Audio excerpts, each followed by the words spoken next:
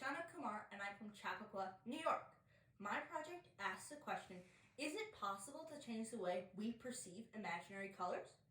Well, color perception is something that has fascinated scientists for hundreds of years.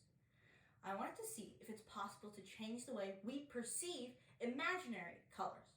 Well, first of all, what is an imaginary color? An imaginary or fictional color is an illusion of color, most commonly seen from a spinning black and white disc called the Benham's disc. When this disc is spun, each set of arcs will become a set of rings, and each set of rings will have a different subjective imaginary color. For example, the inner set of rings, I perceive the imaginary color of red. Now, I want to see if I can change these imaginary colors seen from the spinning black and white disc. And the way I want to do that is through something called retinal fatigue, or the saturation effect. Well, what is retinal fatigue? Let's say I'm looking at a bright red object and I stare at it for a very long time. While I'm staring at it, my red cones are firing and firing and firing until they get so tired that they can't fire anymore. So my green cones temporarily take over and start firing. If I were to stop staring at this red object and look at a white sheet of paper, I would see the shape of a red object, but it would be entirely green.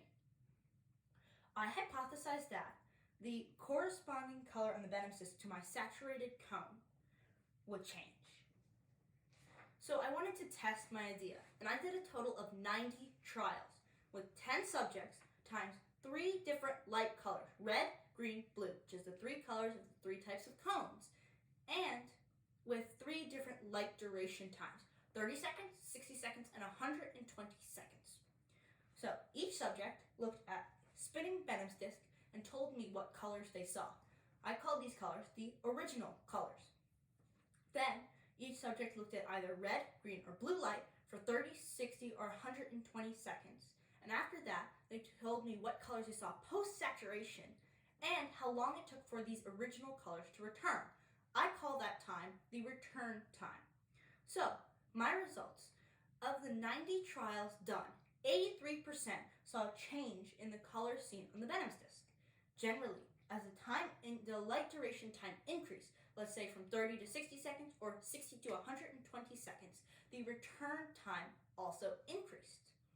In a couple of my subjects, the color that changed on the Benham's disc was similar to the color that would have changed had these imaginary colors been real.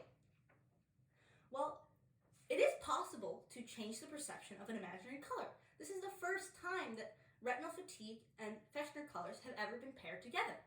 I think that my research gives us insight into the brain's perception of imaginary colors and the way that retinal fatigue affects our perception of imaginary colors. In the future, I want to see how other people's perception changes when retinal fatigue, their perception of imaginary colors when retinal fatigue is added, depending on their age, gender, and with people with disorders like Alzheimer's. Thanks for listening.